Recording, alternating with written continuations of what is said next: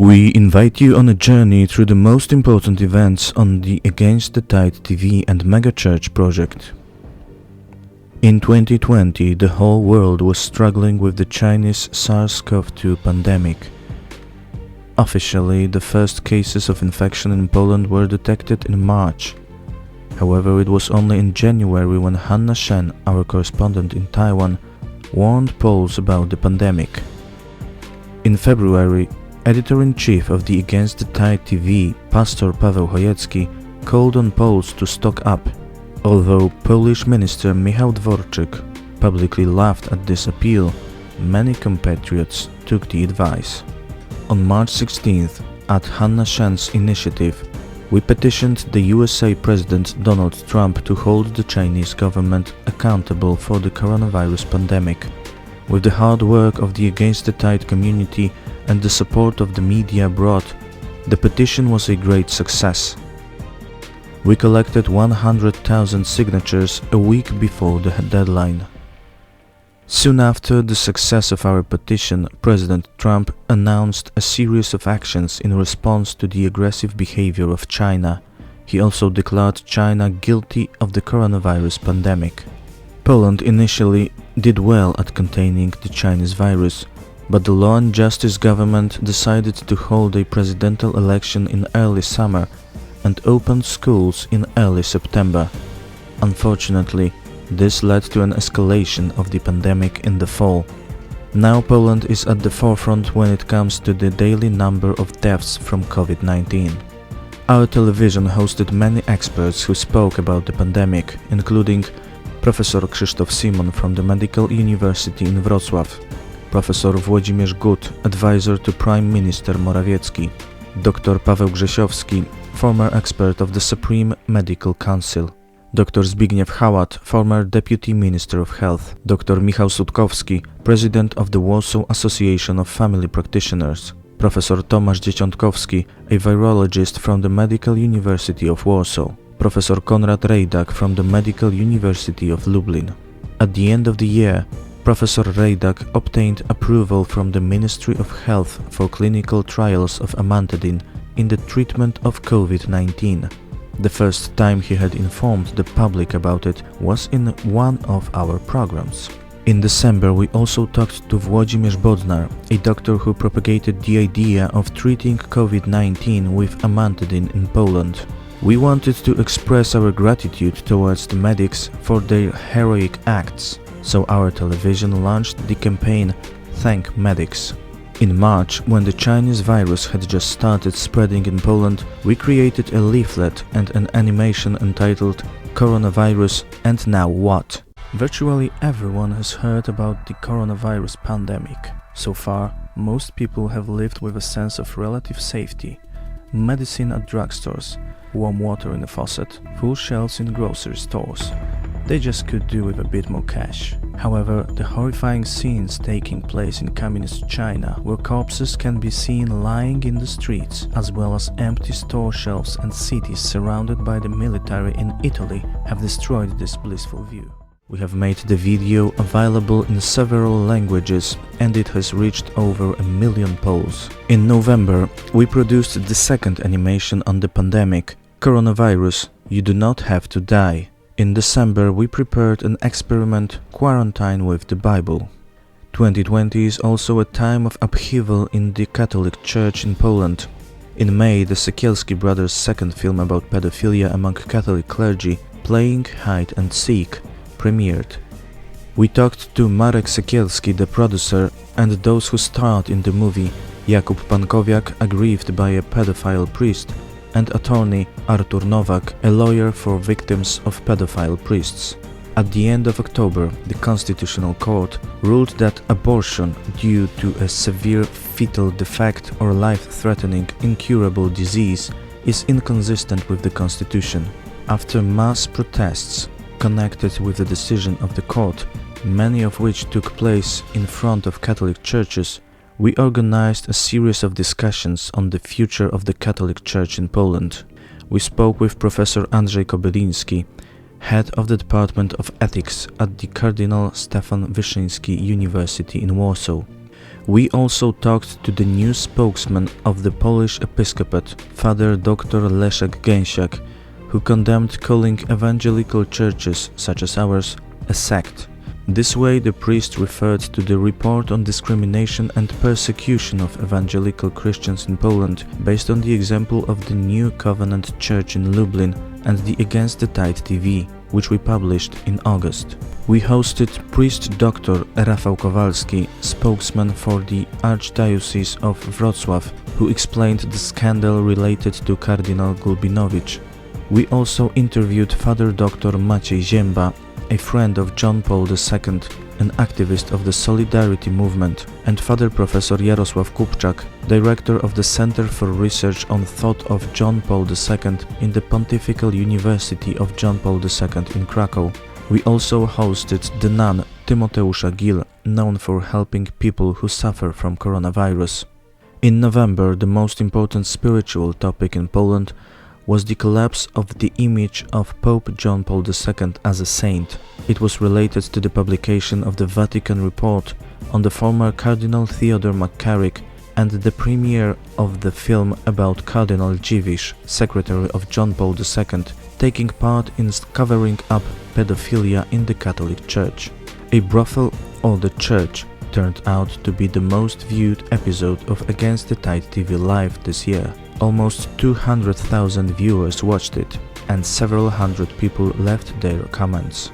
A new phenomenon is that more and more Catholic priests see the need to reform the Catholic Church, go against the tide and have a personal relationship with Jesus Christ. We hope that next year we will be able to deepen this topic on our television. We also hope to start a series of debates on what Poles should do in the face of the moral collapse of the authorities. This year, our television has moved to a building of its own. In August, we opened our new studio at the headquarters of Against the Tide. Many months of work resulted in marvelous effects. We are grateful to God and our donors. The first program in the new studio was broadcast on the 100th anniversary of the Battle of Warsaw, when the Polish army stopped the Bolshevik march towards Europe. This year, many Polish politicians appeared on our TV. Member of European Parliament Witold Waszczykowski, former Minister of Foreign Affairs, Jan Krzysztof Ardanowski, former Minister of Agriculture, Senators Józef Łyczak and Jan Maria Jackowski, MPs from the ruling party Dr. Bartłomiej Wróblewski, Marek Wesoły and Piotr Uściński, and former MP of Law and Justice Party Lech Antoni Kołakowski, as well as MPs Andrzej Sośnierz and Dobromir Sośnierz. It has laid the foundation for a substantive debate and real changes in Poland. We hope that next year we will develop even further. We hope to become the platform for discussions about the new shape of Poland. One of the most significant events in our community was the 6th conference of Against the Tide TV. Its topic was Freedom versus Communism. Due to the coronavirus pandemic, we held the conference online. During the event, we hosted speakers involved in the fight against the expansion of communism in the world. Those included General Robert Spalding, a former advisor to President Donald Trump, Solomon Yu, deputy head of the Republican Overseas, Andrzej Kolasz, mayor of the largest district of Prague, Manian N, head of the Epoch Times Europe, Jan Jekielek, editor of the Epoch Times New York, young Hong Kong activists like Sunny Cheng, as well as Dr. Anders Korr, a US military intelligence analyst, and Avi Yemini, an Australian journalist of Jewish origin. A novelty was a live debate attended by experts from the United States, Hong Kong and Poland. Pastor Chojecki predicted that due to the pandemic, Donald Trump would have difficulties winning the election. The pastor also said that since the Western world is accustomed to having personal freedom, it would not know how to behave in this kind of situation. As a result, the West would suffer an economic and social collapse. We can see that Chinese communists prepared this attack, knowing perfectly well the Western societies. Unfortunately, the Western elite did not recognize the scale of the Chinese threat in time. Then the conference continued with a workshop by Arthur Thompson for Against the Tide clubs. The workshop covered the strategy of building an organization. Arthur Thompson is head of the largest anti-communist organization, the John Birch Society. In July, a new issue of the Against the Tide magazine was published, summarizing the 6th Against the Tide Club's Congress. The cover features illustrations by Greta Samuel, a Polish illustrator persecuted by the Chinese communists. We were the first in Poland to publish the Polish version of Steve Bannon's film In the Claws of the Red Dragon, which reveals the influence of the Chinese Communist telecommunication company on the world. Over 1,500 people watched the Polish premiere of the film live on our YouTube channel. Pastor Paweł Chojecki wrote a letter to the Polish President Andrzej Duda. In the letter, he called on the President to take an official position on the aggression of Chinese communists against Hong Kong. The initiative was supported by individuals like Pastor Bob Fu, the most famous Chinese Christian, the head and founder of China Aid. Unfortunately, President Duda did not respond in any way to the appeal. In early June, Pastor Paweł Chojecki launched the Christians for USA campaign, which involved taking photos with the Bible in support of Christian America and President Trump, who had been attacked for taking a picture of himself with the Bible in front of a church. Several hundred people from different countries, including United States and Germany, joined the action, like Dr. Enver Tohti, a Chinese transplantologist converted to Jesus, the protagonist of the film Hard to Believe. This year was full of interviews with foreign guests. In connection with the controversy over this year's presidential election in the United States, our television hosted Dr. Michael Iyun, the initiator of the campaign Taiwan is for Trump. As commentators for the US elections, with us were Ryla Campbell, African-American Republican candidate for Congress, journalist Alex Newman, lawyer Larry Kleiman, Scotty Kelly, Liberty University lecturer, and a Hungarian expert, Zsombor Zsolt. We continue to pray for America, and above all, we're going to pray for American Christians. May they see what a dangerous situation their country and the whole world is in. At the end of January, one day after the peace plan from the Middle East was announced, we talked to the then ambassador Aleksander Ben-Tzvi at the Israeli embassy in Poland. We also reported the commemoration of the 75th anniversary of the liberation of the German death camp Auschwitz. During the celebrations, we interviewed Dr. Mordechai Paldiel from the World Jewish Congress, former director of the Department of the Righteous in the Yad Vashem Institute. Dr. Paldiel personally worked to honor the Jarosz family, about which our television produced a documentary.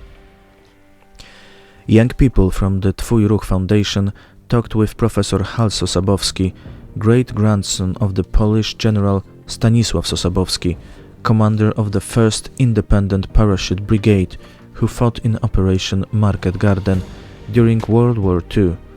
We also recorded a series of lectures by Professor Sosabowski.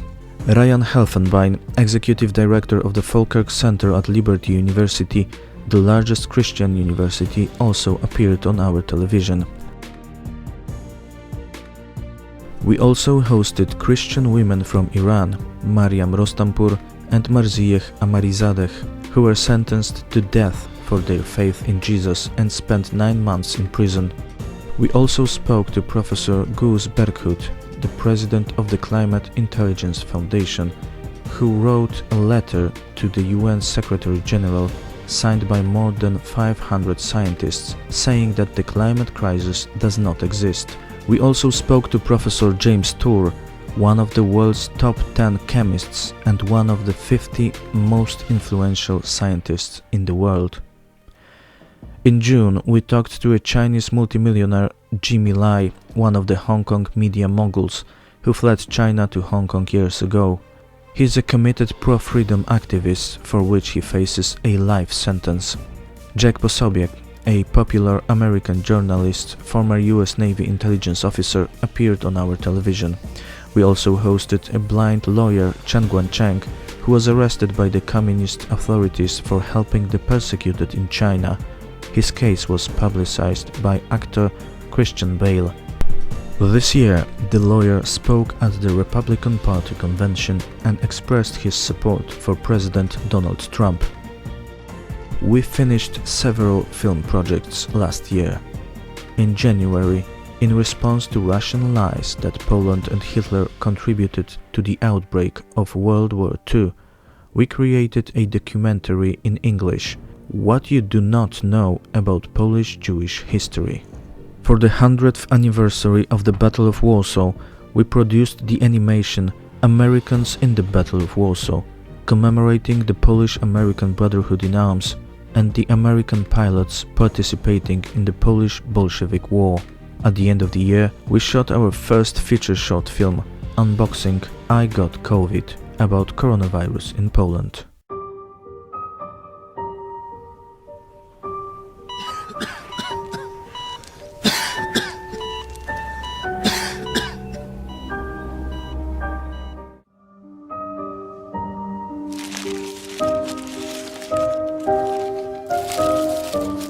In late December, we also published a comic by our cartoonist Andrzej Patalon entitled Apocalypse Time.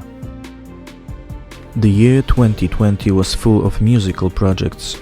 We produced a metal cover of Jacek Kaczmarski's Arka Noego and the song Miejcie nadzieję performed by pastor Radosław Kopeć, rap song Święte krowy by Rafał Wasiluk and Słowo Twe, a cover of Amy Grant's Thy Word based on Psalm 119, performed by Hanna Jazgarska.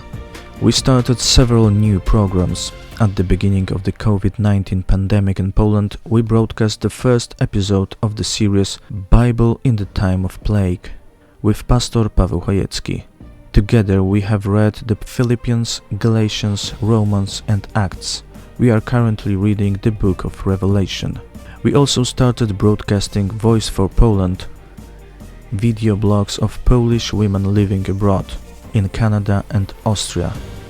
Other novelties include the Technological News, a program about how modern technology can control people, the Counterculture program, the Last Confession series, that is conversations with former Catholics, and the Psychosonar, a philosophical and psychological series.